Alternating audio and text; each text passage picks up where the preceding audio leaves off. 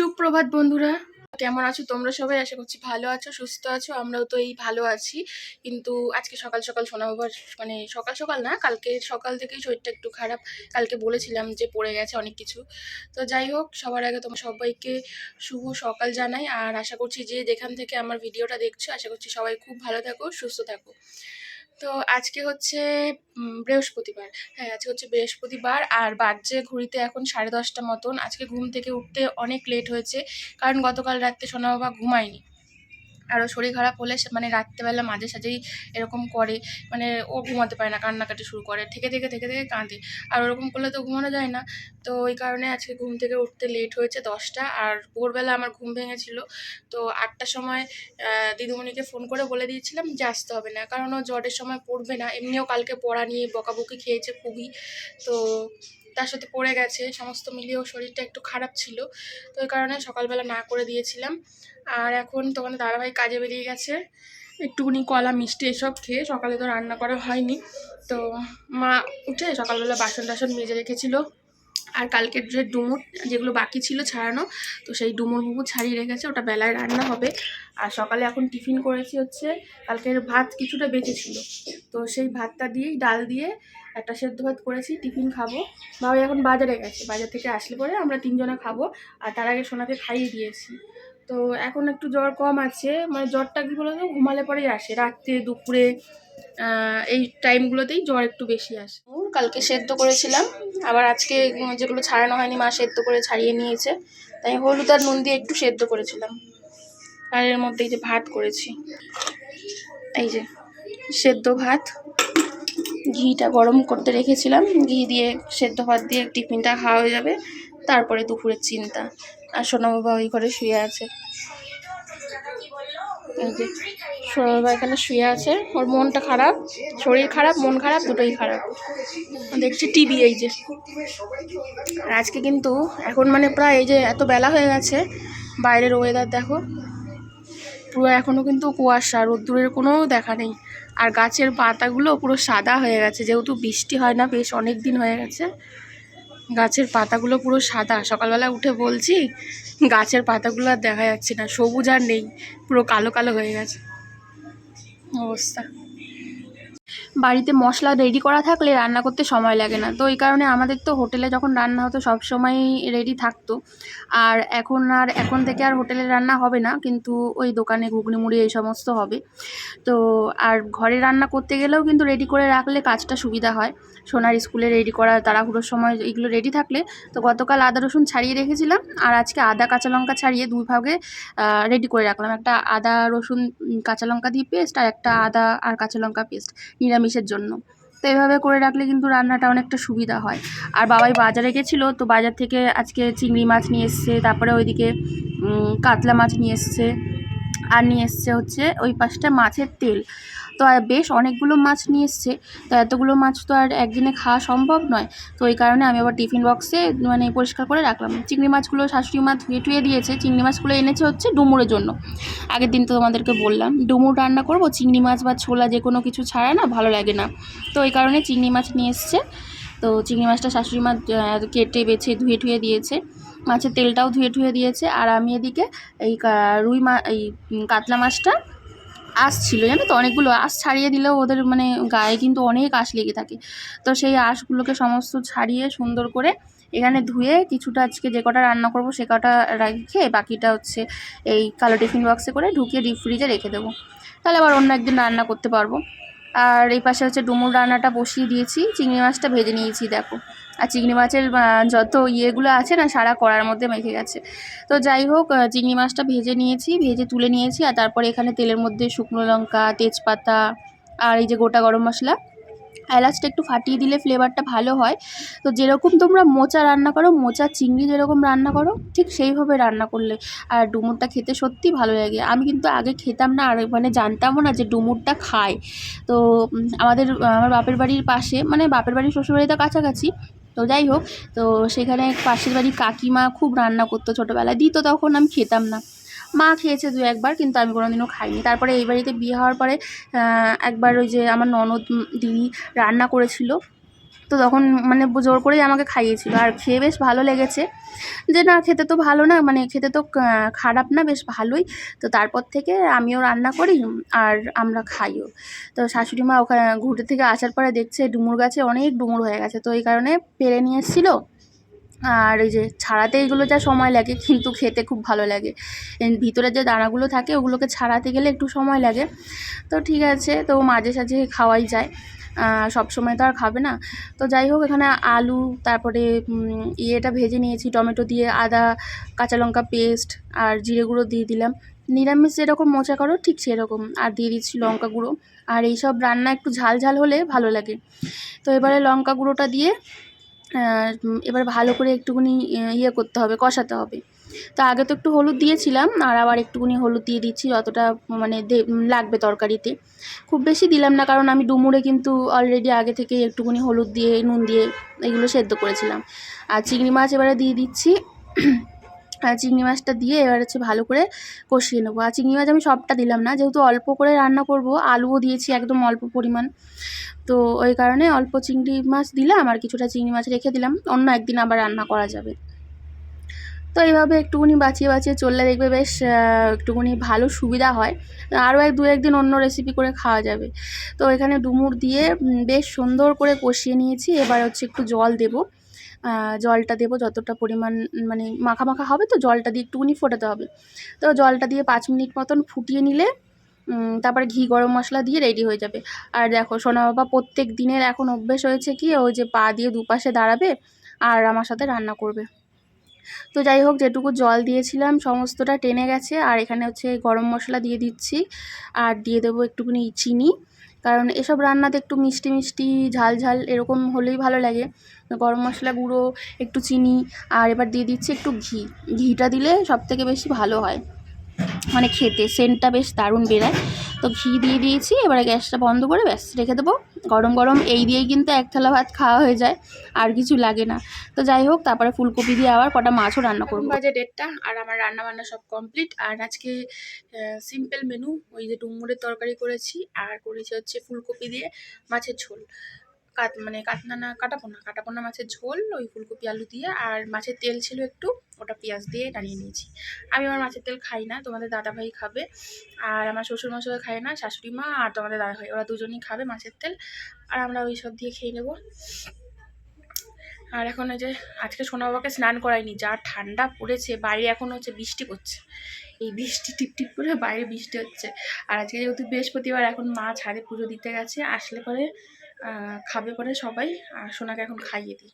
সিঁড়ির এখানে দড়ির অবস্থা প্রচণ্ড খারাপ, সব জামা কাপড় এই যে ভিতরে। আর বাইরের ওয়েদার দেখো, বৃষ্টি হচ্ছিল তো তো ওই কারণে সব জামা কাপড় তুলে ভিতরে রাখা হয়েছে। দেখো পুরো মেঘলা, প্রচণ্ড ঠান্ডাও দিয়েছে, ঠান্ডা হাওয়াও দিচ্ছে তার সাথে। এই জাস্ট খেয়ে উঠলাম আমি, আর এখন বাজে হচ্ছে এই কটা বাজে বলো তো, 3টে বাজতে যায়। তো সোনা বাবাকে ঘুম পাড়াবো, ও হচ্ছে এই ঘরে শুয়েছে, মা বাবাদের সাথে বড় ঘরে শুয়েছে, টিভির ঘরে। তো যাবে না বলছে এখান থেকে, কারণ আজকে একটা নতুন কম্বল ওপর থেকে নামিয়ে দিল মায়েদেরকে। নতুন কম্বল বলতে হয়তো বছরে একবার করে বের করা হয়, খুব একটা ঠান্ডা না পড়লে আবার ওই কম্বলটা মা ওরা গায়েও দিতে চায় না। তো তোমাদের দাদাভাই নামিয়ে দিয়েছে, তো ওই কারণে আরও আমার কাছে যাবে না। তাহলে ঠিক আছে, ফোন ঘাটিস না, শুয়ে থাক। আর আমি এখন ওপরে এসেছি, ব্লগটা এডিট করতে হবে। কালকের ব্লগটা মানে মোটামুটি অনেকটাই এডিট করে রেখেছি, লাস্ট যে পার্টটুকু রয়েছে তো সেটুকু হচ্ছে এডিট করা বাকি রয়েছে, ওটা এডিট করবো। আমি সিঁড়ি থেকে এসে না হাঁপিয়ে গেছি, ওই জন্য কথা বলতে পারছি না ঠিক করে।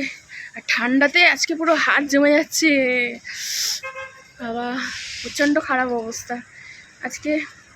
এই ঠান্ডার মধ্যে কিন্তু আমি মানে গরম জলে স্নান করিনি, আমি ঠান্ডা জলেই স্নান করেছি। কারণ গরম জলে স্নান করলে না আমার যেন স্নান করার পর বেশি ঠান্ডা লাগে, কিন্তু ঠান্ডা জলে স্নান করলে সেই পরিস্থিতি হয় না, বুঝেছো? যে ঠান্ডা জলে স্নান করলে মানে ঠিক সয়ে যায় শরীরটা, কিন্তু যেই আমি গরম জলে স্নান করি তখন কিন্তু মানে স্নান করার পরে ঠান্ডা লাগে। আর সোনা বাবাকে স্নান করাইনি, তোমাদের দাদা হয়তো অনেকটা বেলায় আসে, তো ও আর ঠান্ডা জলে স্নান করে না, কারণ তখন জল এমনিই ঠান্ডা হয়ে যায়। আর আমরা যখন স্নান করি তখন কল থেকে তো জলটা পড়ে, তখন ওই কলের জলটা কিন্তু গরমই থাকে। তো এই হচ্ছে ব্যাপার। চলো ব্লগটা এডিট করি। আর খাওয়া দাওয়া আমাদের কমপ্লিট সবার। সোনা বাবা জাস্ট অল্প একটু খেয়েছে, মানে আমার শরীর খারাপ থাকলে ওই পেট ভরে খাবে না, এই এক সমস্যা, মানে কি বলবো। এই কিছুদিন আগে সবে মায়াপুর যাওয়ার আগে ডাক্তার দেখিয়ে আনলাম, আর আবার এই শরীর খারাপ। আজকে স্কুলেও পাঠায়নি যার জন্য, এত ঠান্ডা। দেখি কালকে যদি ভালো থাকে পাঠাবো, তা নাহলে আবার একেবারে ভাবছি শনি রবি ছুটি থাকে, একেবারে সোমবার দিয়ে পাঠাবো। কালকে ওয়েদারটা আগে দেখি। আর এখন এই টিপ টিপ করে এক ফোঁটা দু ফোঁটা বৃষ্টি কিন্তু কপালে পড়ছে, আমি ভিতরে যাই, বাইরে থাকলে হবে না। ট্রলিটাও মা খালি করেছে, যা জামা কাপড় ছিল বাকি সব। আর ভালো করে একটু রোদ্দুরে না ইয়ে করে নিলে মুছে টুছে এবারে ওপরে তুললে না এটার গায়ে সাদা সাদা একটা ভ্রগ্ন মতন ধরে যাবে, তো রোদ্দুরই তো উঠছে না।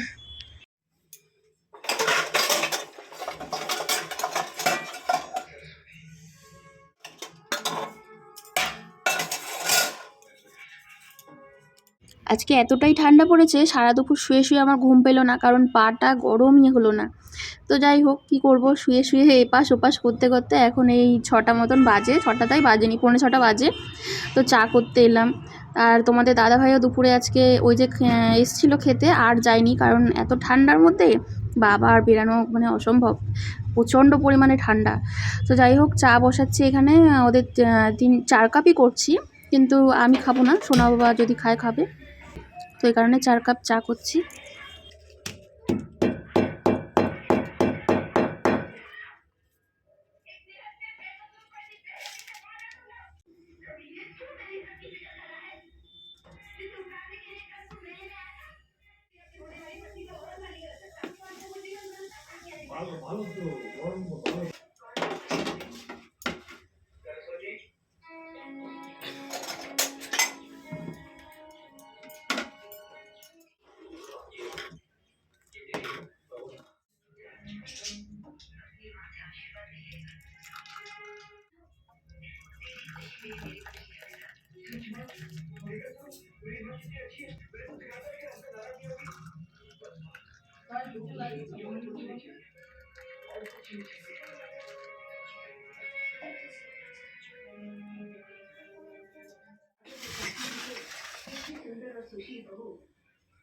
তুমি আসবে এই ঘরে, আসবে চা খেতে? দাঁড়া দিচ্ছি তাহলে। বাবারে বাবা, নাও চা। সোনা তোমার চা খাবে নাকি? চা খাবে? আচ্ছা না, তুমি চা নাও তাহলে।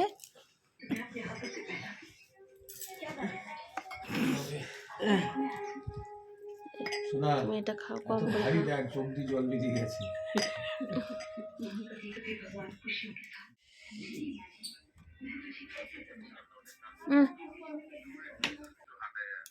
কি দেবো সঙ্গে?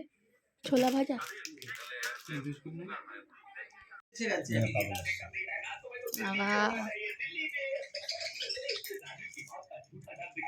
নাও খাও খাও খাও, নাও এই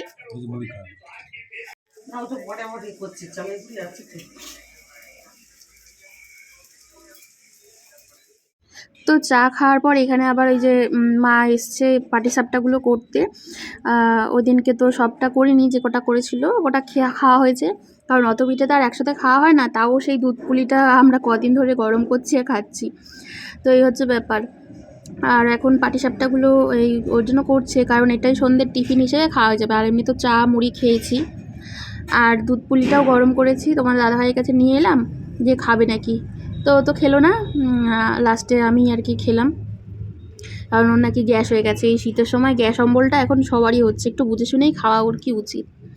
যাই হোক, আর দুধ পুলিটার মধ্যে আজকে আবার একটুখানি গুড় দিয়ে দিয়েছিলাম, জানো তো, গুড় দিলে আরও একটু টেস্ট হয়েছিল, আর জমে গেছিলো তো ওই কারণে গুড় দিয়ে গরম করেছিলাম পাতলা করার জন্য।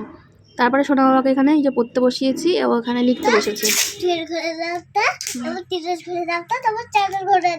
আচ্ছা লেখো, ঠিক আছে, ফটাফট লেখো, দিনের ঘরের নামটা, চারের ঘরের নামটা, এটা লিখে তারপরে বই পড়বো। এখন দেখো মলাট করছে কে? বাবা মলাট করছে। তাই? হ্যাঁ মলাট করছে। বাবা ভালো মলাট করে দিতে পারে না? হ্যাঁ। কম্বলের তলায় ঢুকে নিয়েছে। আজকে যা ঠান্ডা পড়েছে। তাড়াতাড়ি তাড়াতাড়ি তাড়াতাড়ি। এটা দুই অবধি লিখেছি তো। আচ্ছা তাড়াতাড়ি লেখো। তীর এটা এমন করে আগে এমন করে তিনটে তিনটে করে লিখে তারপর এমন আবার সমুদ্র দিব। আচ্ছা 4 হুম 5 6 সবাচিহ্ন সবাচিহ্ন সবাচিহ্ন এইগুলো বড় বড় লিখে আমি তো হাঁপিয়ে যাচ্ছি। ঠিক আছে তুমি আস্তে আস্তে লেখো না।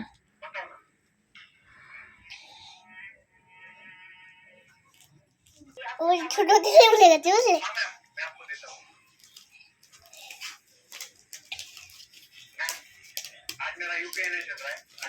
হ্যাঁ 3 দুগুণে 3 দুগুণে 6 6 তো 3 তিরিকা এটা আমি রুয়াল 3 তিরিকে 9 3 চারে 3 4 12 লেখো 1 2 12 3 পাঁচে ভালো হচ্ছে তো দেখো। ভালো হচ্ছে। 3 ঠিক আছে 3 পাঁচে 3 3 5 15 এই 3 লিখলি কেন? ও তো এখন ঘড়িতে বাজে হচ্ছে 9:28। সোনারও পড়া হয়ে গেছে আর তোমাদের দাদাভাই সোনার যে বইগুলো ছিল সব মলাট ফলাট করে কমপ্লিট করেছে। আর ওদিকে বাবা এসছে তা লুডো খেলছে, শাশুড়ি মা আর বাবা দুজনে মিলে লুডো খেলছে। আর আমি বসিয়েছি রান্নাঘরে হচ্ছে ভাত, অল্প একটু ভাত বসিয়েছি। এই দুপুরে কিছুটা ভাত ছিল গরম এর মধ্যেই মিশিয়ে দেবো। আর বাবার জন্য পিঠে বেড়েছিলাম, বাবা খেলো না, বললো বাড়ি থেকে পিঠে খেয়ে এসছে। আর দেখো ওরা রাত্রেবেলা কি করছিস, কি করছিস তোরা? লুকাচুপি লুকাচুপি খেলছিস? আর কোথায় লুকালো, কোথায়?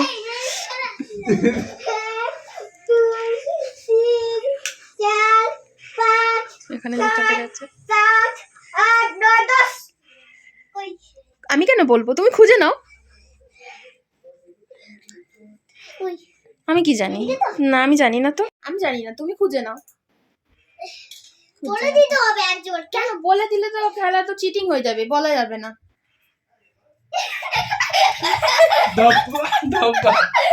হুশ বলিস নি কেন? যা হুশ বলতে হবে তো। এখন তো বাবা ধাক্কা দিয়ে যা থাক, বাবা তাহলে আবার চোর যা, আবার চোর যা, আবার চোর যা, আবার চোর যা, বাবা লুকাবে আবার, তুই তো হেরে গেছিস। যে আবার লুকিয়ে আবার চোর গেছে। 7 8 9 10 কই চল, খোঁজ খোঁজ খোঁজ খোঁজ খোঁজ খোঁজ, কোথায় আছে, কোথায় গেল, কোথায় গেল? বেরিয়ে দেখ, দেখতে পেলে হুশ বলবি, কিন্তু হুশ না বললে তুই হেরে যাবি। সোনা লুকিয়ে পড়েছিস? যা বাবা, হুশ বললে হবে না, হবে না। তোকে তো এবার ধপ্পা বলতে হতো, তো বেরিয়েছিস কেন? যা হয়নি, ভুল হয়ে গেছে, এবার চোর যাও, আবার চোর। আর বাবা কাছ থেকে আসার সময় সোনার জন্য আজকে খাবার নিয়ে এসছে, বিরিয়ানি, আলু বিরিয়ানি, এই যে এর মধ্যে রয়েছে। আর এখানে আমার জন্য চপ, আর এই টিফিন বক্সে আবার কি পাঠিয়েছে, আমিত্তি। তো আমাদের খাওয়া দাওয়া কমপ্লিট, আর ঘড়িতে বাজছে এখন 11টা। তো চলো আজকের ব্লগটা এখানেই শেষ করছি। আই হোপ আজকের ব্লগটা তোমাদের সবার খুব ভালো লেগেছে। তো আজকের মতো টাটা, সবাই খুব ভালো থেকো, সুস্থ থেকো, দেখা হচ্ছে নতুন একটা ব্লগের সাথে। গুড নাইট, গুড নাইট করো, good night sweet dream, sweetie, bye bye. Bye by.